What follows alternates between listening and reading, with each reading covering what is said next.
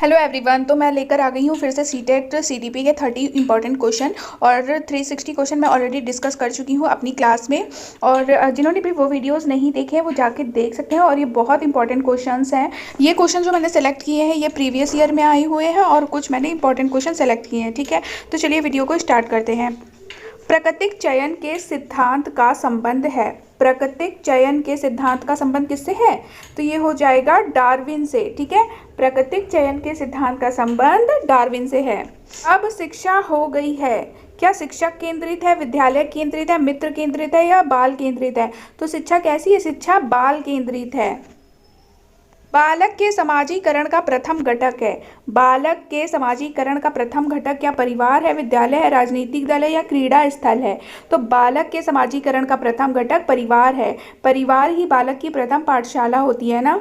संवेग शब्द का शाब्दिक अर्थ है क्रोध तथा भय, उत्तेजना या भावों में उथल पुथल, स्नेह एवं प्रेम या वातावरण में समायोजन। तो इनमें से जो सही आंसर है वो क्या हो जाएगा? संवेग शब्द का शाब्दिक अर्थ है उत्तेजना या भावों में उथल पुथल। भाषा विकास के क्रम में अंतिम क्रम है। भाषा विकास के क्रम में अंतिम क्रम क्या है? ध्वनि पहचानना, ध्वनि उच्चारण, शब्द उच्चारण या भाषा विकास की पूर्ण व्यवस्था। तो भाषा विकास के क्रम में अंतिम क्रम है भाषा विकास की पूर्णावस्था। ठीक है, जिन इच्छाओं की पूर्ति नहीं होती उनमें से भंडार गृह किसका है? जिन इच्छाओं की पूर्ति नहीं होती वो कहाँ जाती हैं? वो जाती हैं इदम में। ठीक है, और ये इदम अहम और परम परा अहम का जो कॉन्सेप्ट है वो किसने दिया था? ये दिया था सिगमंड फ्रायड ने। शैक्षिक दृष्टि से बाल विकास की अवस्थाएं हैं। बाल विकास की अवस्थाएं कौन कौन सी हैं? किशोरावस्था भी होती है, बाल्यावस्था भी होती है, शैशवावस्था भी होती है। तो राइट आंसर क्या हो जाएगा? उपरोक्त सभी।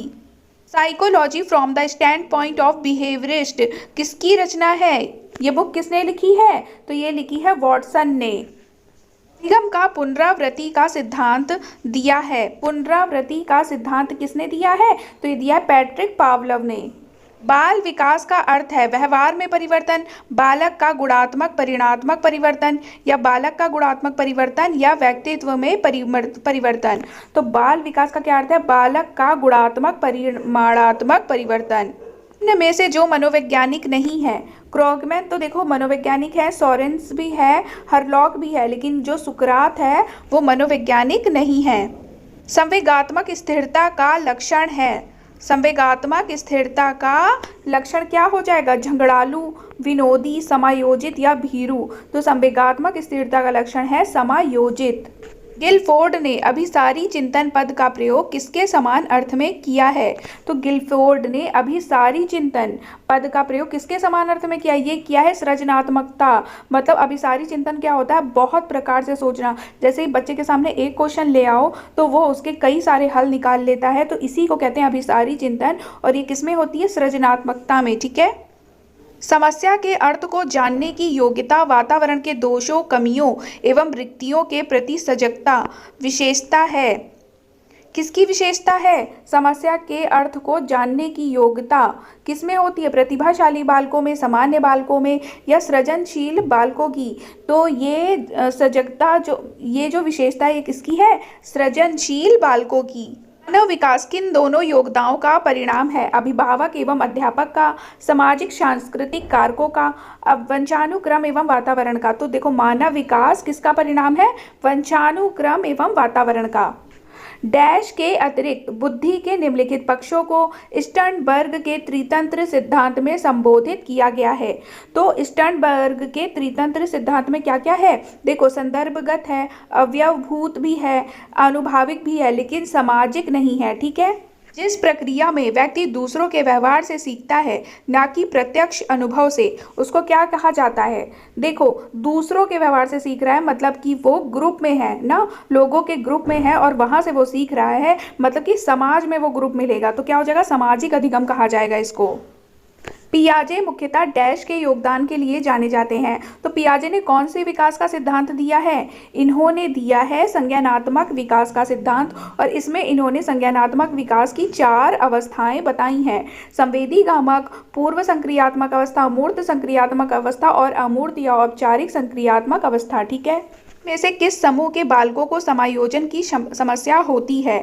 देखो, औसत बुद्धि वाले, ग्रामीण बुद्धि वाले, अध्ययनशील बालक या कुशाग्र बुद्धि के बच्चों, किसको समस्या होगी समायोजन की? तो ये समस्या होती है कुशाग्र बुद्धि के बच्चे को। ठीक है। बुद्धि एवं सृजनात्मकता में किस प्रकार का सहसंबंध पाया जाता है? तो बुद्धि एवं सृजनात्मकता में किस प्रकार का सहसंबंध है? यह है धनात्मक। केंद्रित अवस्था होती है। केंद्रित अवस्था कौन सी होती है? जन्म से 2 वर्ष, 3 से 6 वर्ष, 7 वर्ष किशोरावस्था या किशोरावस्था में। तो केंद्रित अवस्था होती है 3 से 6 वर्ष। ठीक है। निम्नांकित अवस्था में प्रायः बालकों का आकर्षण समलिंगी के प्रति होता है। किसके प्रति होता है? समलिंगी के प्रति होता है। किस अवस्था में? तो ये होता है बाल्यावस्था में। किस आयु में बालक में समय, दिन, दिनांक एवं क्षेत्रफल संबंधित अवबोध हो जाता है? किस आयु में बच्चा जानने लगता है दिन, दिनांक एवं क्षेत्रफल? तो वो जानने लगता है 9 वर्ष की आयु में। मतलब ऑप्शन नंबर बी क्या हो जाएगा? सही हो जाएगा।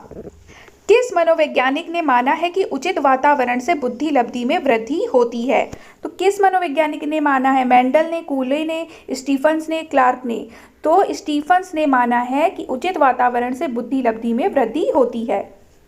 किशोरावस्था की प्रमुख विशेषता नहीं है संवेगों का आधिक्य, संग्रह की प्रवृत्ति, कल्पना की बहुलता या समायोजन का अभाव। तो देखो, किशोरावस्था की सबसे पहले पता होना चाहिए विशेषताएं क्या है। तो संवेगों का आधिक्य तो किशोरावस्था की विशेषता है, कल्पना की बहुलता भी होती है, समायोजन का अभाव भी होता है। तो कौन सी विशेषता नहीं है? संग्रह की प्रवृत्ति किशोरावस्था की विशेषता नहीं है। बालक बालिकाएं अपने जीवन में किसी अन्य को आदर्श के रूप में स्वीकार करते हैं। किस अवस्था में? तो ये किस अवस्था में होता है? ये होता है किशोरावस्था में। ठीक है। सृजनशील बालकों का लक्षण है समस्या के प्रति सजगता का अभाव, गतिशील चिंतन का अभाव, जिज्ञासा या अनमनीयता। सृजनशील बालकों का लक्षण क्या है? सृजनशील बालक कैसे होते हैं? जिज्ञासु होते हैं। ठीक है।